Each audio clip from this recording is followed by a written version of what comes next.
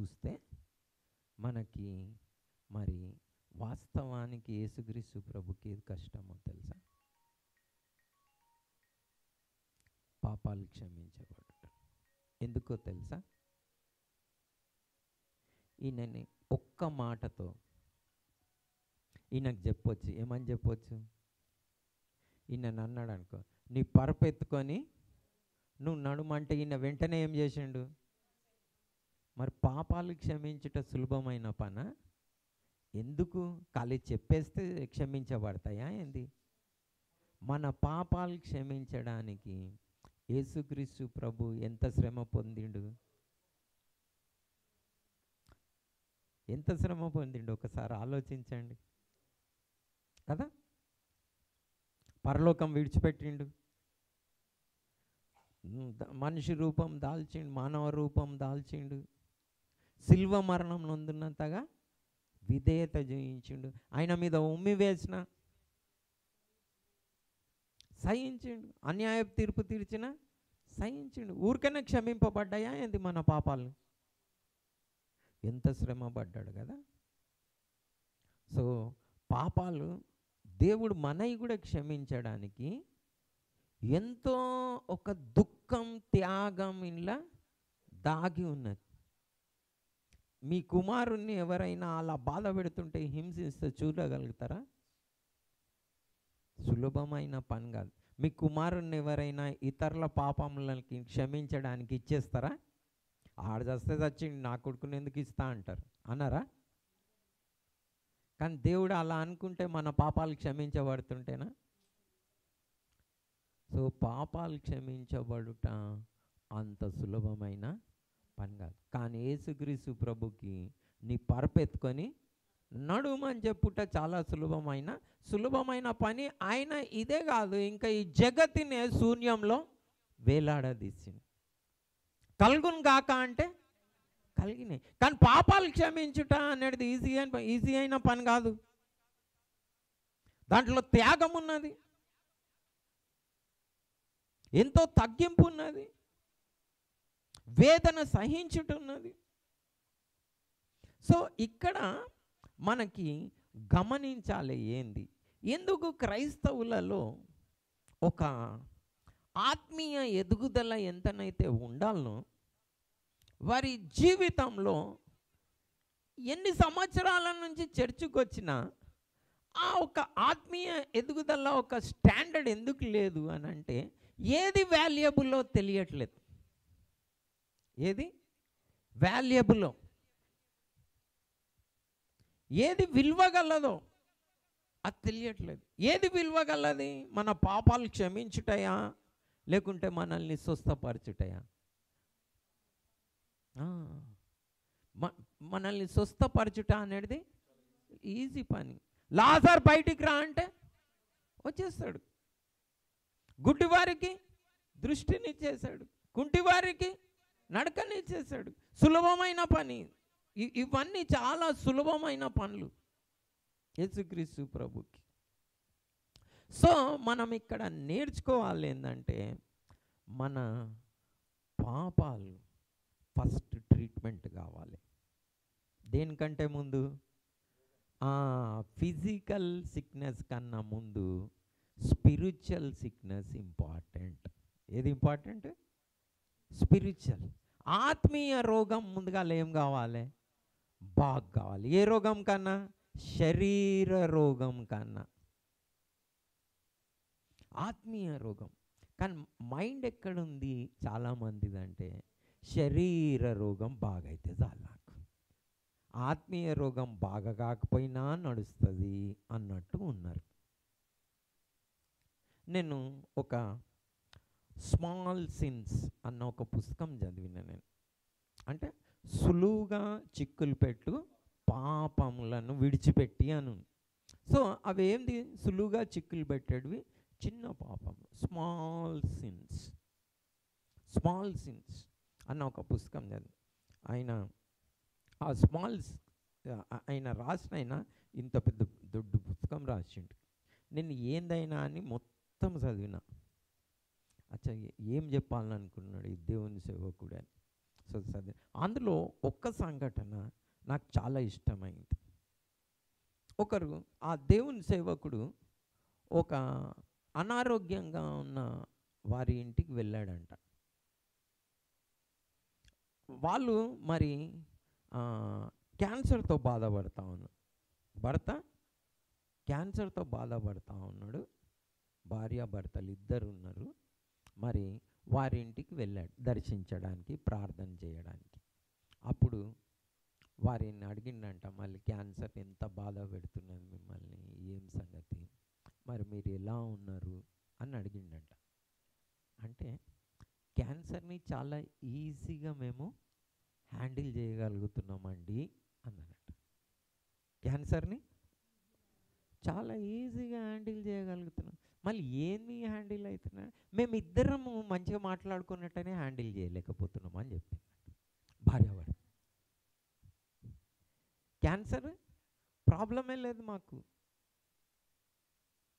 దాన్ని ఈజీగా హ్యాండిల్ చేయగలుగుతున్నాం. మా ఇద్దరు కోపాలు ఉన్నాయి చూడండి, అవి హ్యాండిల్ చేయలేకపోతున్నామండి, ఇంట్లో సమాధానం లేదు మాకు అన్నారంట. అది అంటే మనకు అనిపిస్తుంది అది స్మాల్ సిన్, కానీ ఇంట్లో ఏం చేస్తున్నది, సమాధానం లేకుండా చేస్తూ ఉన్నది. అది చాలా అట్లా మనకి ఇంట్లో నేర్చుకున్నది నేను ఏంటంటే, ఏదైనా పాపంని హ్యాండిల్ చేయటం సులభమైన పని కాదు, ఈజీ థింగ్ కాదు. మనకు అనారోగ్యం వస్తే వాస్తవానికి నేను చూస్తూ ఉన్నా, నేను మా సహవాసంలో చెప్తా ఉంటా, ఎవరికైనా అనారోగ్యంగా అయితే స్వస్థపరచమని మీరేం ప్రార్థన చేయకండి, ఇంకొక 7 దినాలు ఎక్కువ పెట్టు ప్రభు అని ప్రార్థన చేసుకోండి అని చెప్తా. ఇక నన్ను చూస్తారు మీరు చూసినట్టే చిత్రంగా, ఏమని ఈ అయ్యగారి దగ్గరికి వస్తే ఇది తక్కువగా మన వస్తే 7 దినాలు ఎక్కువ ఉండని అని అంటాడు ఏంది అని నన్ను చిత్రంగా చూస్తారు ప్రభుని చూసి. నేనెందుకు చెప్తా, మీరు అనారోగ్యంగా ఉన్నప్పుడు మీరు ఎంత మంచిగా ఆత్మీయంగా ఉన్నారా అని అడుగుతా. ఉన్నారా అంటే ఎస్ ఉన్నా అన్నారు. అయ్యో తెచ్చి కొంచెము అని అడుగుతారు. ఆరోగ్యంగా ఉంటే తీసుకురా కదా, బెడ్ మీద పడంగానే అన్నీ ఎంత సైలెంట్ అయిపోతాయి కదా.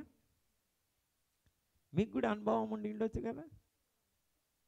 సో ఏం చేయాలి, మనం మంచిగా ఉండాలంటే జర ముళ్ళు పెద్దది పెట్టాలి ప్రభు,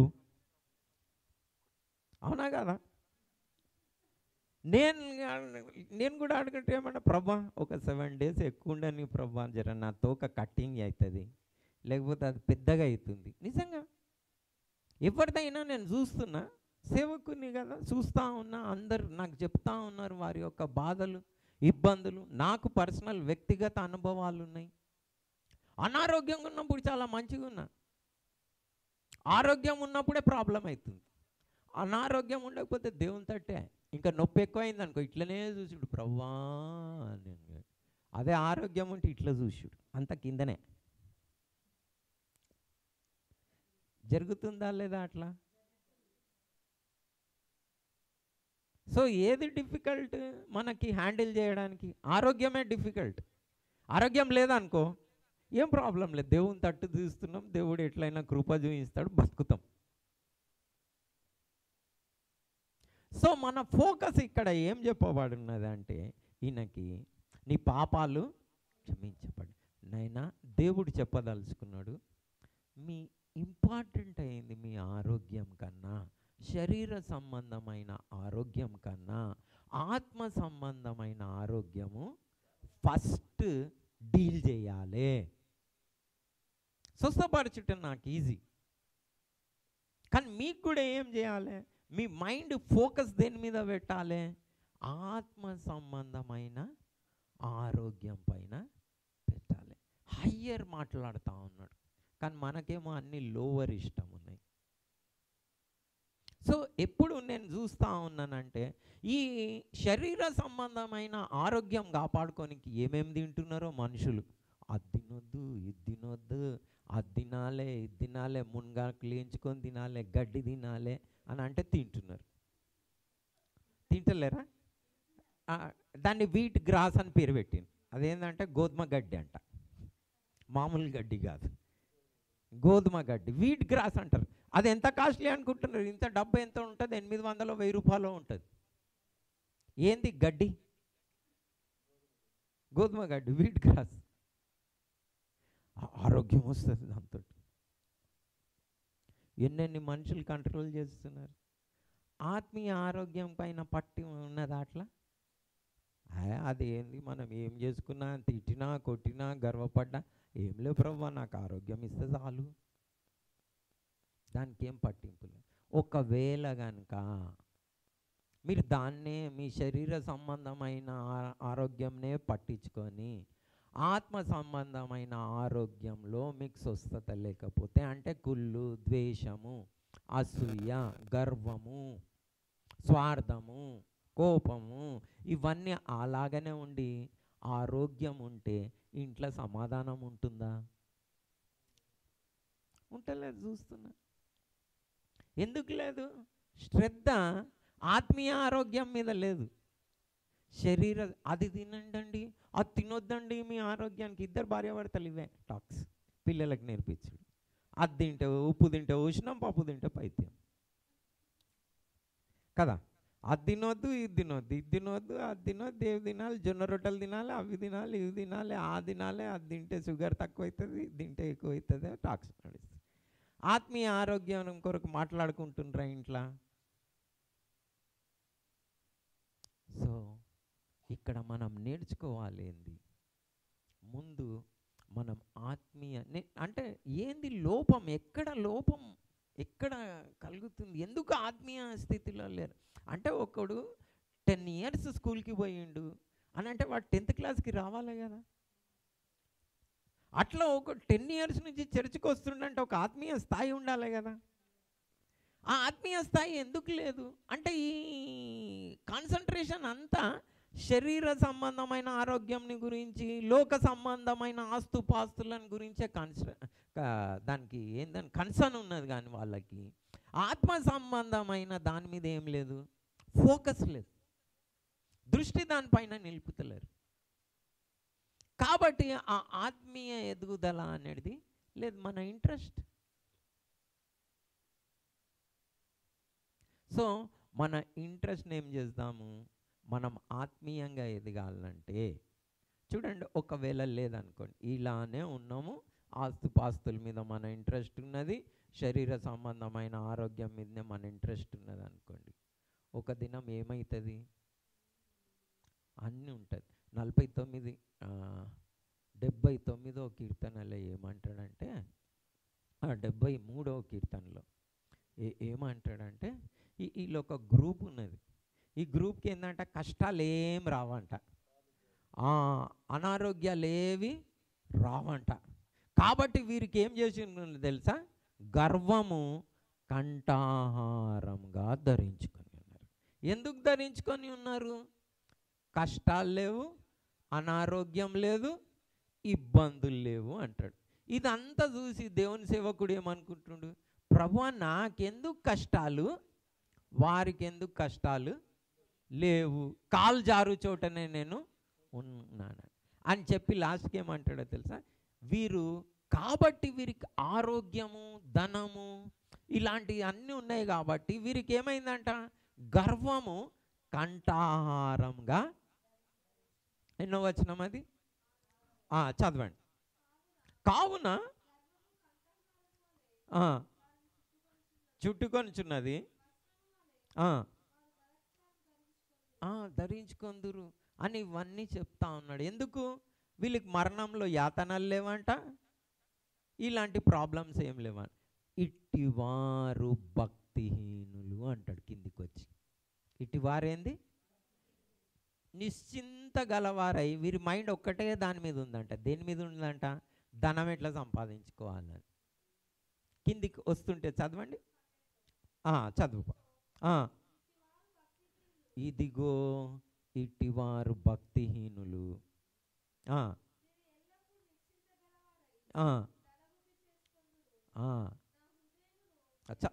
చాలు. ఇక్కడ ఏం చేస్తూ ఉన్నారు, అవన్నీ ఉండి ఏం చేస్తున్నారు వీళ్ళు, గర్వంని కంఠాహారంగా ధరించుకొని నిశ్చింత గలవారై ఎప్పుడు ఏం చేస్తున్నారంట, ధనం ఎట్లా సంపాదించాలన్న తలంపే ఉన్నదంట.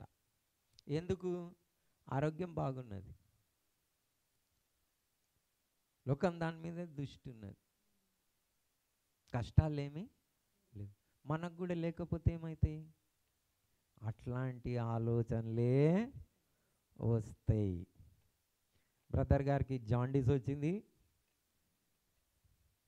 కొంచెం ఇంటి దగ్గరకు వచ్చింది. జాండీసే వచ్చింది కాబట్టి నెల దినాలు ఉన్నది.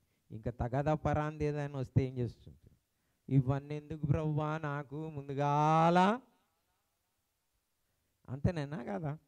ఇప్పుడు మనకు తప్పున అన్నారు అనుకోండి, నాకు కూడా నేను దేవునికి వందనాలు చెప్తున్నా అండి. ఎందుకు చెప్తున్నాను? దేవుడు ఎన్నో విషయాలు నేర్పించాడు. ఏది ఇంపార్టెంట్? మనం లోకమంతా సంపాదించుకొని ఏం ప్రయోజనం?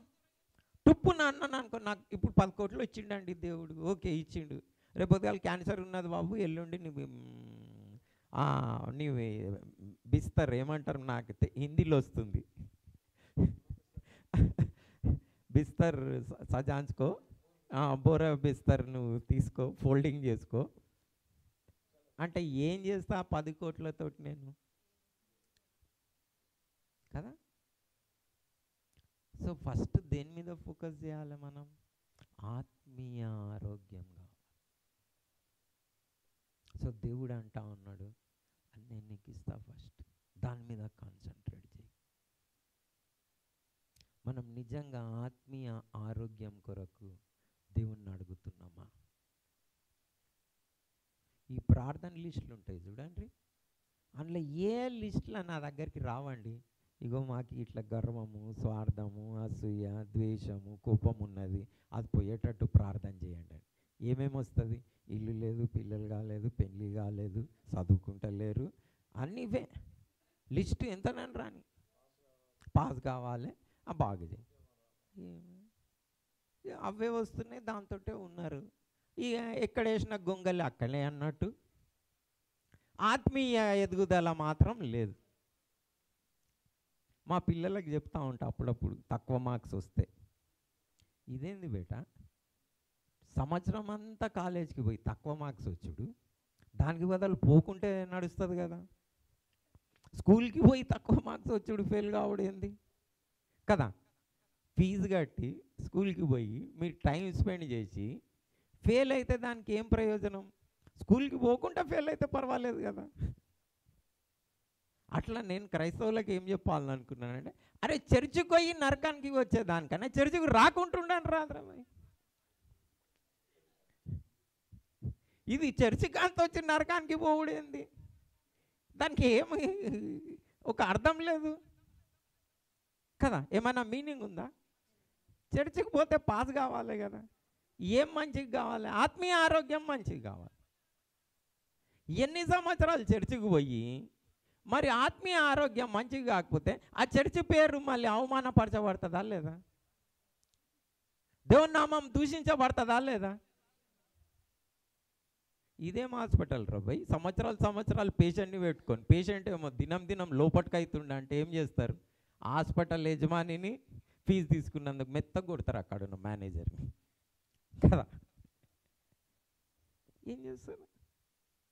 సో మన మైండ్ మారుమనసు పొందాలి. దేని మీద నుంచి? శరీర సంబంధమైంది, లోక సంబంధమైంది ఇంపార్టెంట్ కాదు. ఏది ఇంపార్టెంట్? ఆత్మ. ఒకవేళ ధనవంతునిలాగా మనకు సమస్తం ఉండి ఊదా రంగు వస్త్రం వేసుకొని మంచిగా తింటున్నామేమో, మన ఇంటి ఎదుటిన్న లాజర్కి ఏం లేవేమో, కానీ ఇద్దరు చనిపోయారు. ఈయనకు ఆరోగ్యం లేదు, ఐశ్వర్యం లేదు, ఆహారం కూడా. కానీ దేవదూతలు వచ్చి ఏమవుతుంది? మనది కూడా కేసు అంతనే అవుతుంది. ఏం ప్రయోజనం? సో యేసుక్రీస్తు ప్రభు చెప్పిన ఈ మాటలను మనం జ్ఞాపకం చేసుకుందాం. Which is easier? ఏది సులభం? నైనా మీ పాపముల కొరకు నేను ఇంత శ్రమ పడ్డా, మరి మీరు పాపముల పైన జయం సాధించాలని మీకు ఇష్టం ఉందా? యేసుక్రీస్తు ప్రభు అయితే ఎంతో శ్రమ పడ్డాడు, మనం చూసాం. పొద్దున్న కూడా భూమి పునాదులు వేయబడక ముందు వధింపబడ్డ దేవుని గొర్రెపిల్ల. అంత శ్రమపడి మనల్ని పాపంలో నుండి రక్షించాలనుకుంటే మన మనసు శరీర సంబంధమైన ఆరోగ్యం మీద, లోక సంబంధమైన వాటి మీద ఉంటే, ఇంత గొప్ప రక్షణను ఒకరు నిర్లక్ష్యం చేస్తే ఎలా తప్పించుకుంటారు చెప్పండి, నాకు చెప్పండి. సో ఇది క్రైస్తవులలో చాలా కొద్దువైపోతుంది. మీరందరం కంకణం కట్టుకొని లేవాలి. మనం తెలియజేయాలి ఇతరులకి, మనం మారు మనసు పొందాలి. సో మనకు ఆ వాల్యూ తెలియాలి. సో మనం ప్రార్థన చేసుకుందాం. ప్రభువా, మొదట మా ఆత్మీయ ఆరోగ్యాన్ని స్వస్థపరచు. శరీర ఆరోగ్యం ఒక వారం దినాల తర్వాత స్వస్థపరిచినా కానీ నడుస్తుంది. ఎందుకంటే నేను అట్లా అనొద్దు, కానీ మా తోక కట్ అయ్యే ఉంటుంది ప్రభా. ఎంత తొందరగా మంచిగా అయితే అంత తోక మళ్ళీ పెరుగుడు స్టార్ట్ అవుతుంది. కాబట్టి పౌలు గారికి ఉత్తగానే అన్నారా దేవుడు ఈ ముళ్ళును తీసేయమని ముమ్మారు ప్రార్థన చేశాడు. కానీ ప్రభు ఏం చెప్పాడు? నా కృప నీకు చాలు, నువ్వేం ఫికర్ చేయక. ఎందుకంటే ఆ ముళ్ళును తీసేసినా తోక పెద్దగా అవుతుంది, చిలిబిలి పని. సో దేవుడు స్వస్థపరిచే దేవుడు, దానికి ఏం లేదు, సులభమైన పని మాట సెలవిస్తుంది. సో కానీ దానికంటే ఇంపార్టెంట్ అయింది మన ఆత్మీయ ఆరోగ్యం. దాని కొరకు ప్రభువు ఈ లోకానికి వచ్చాడు. మనం ప్రార్థన చేసుకుందామండి.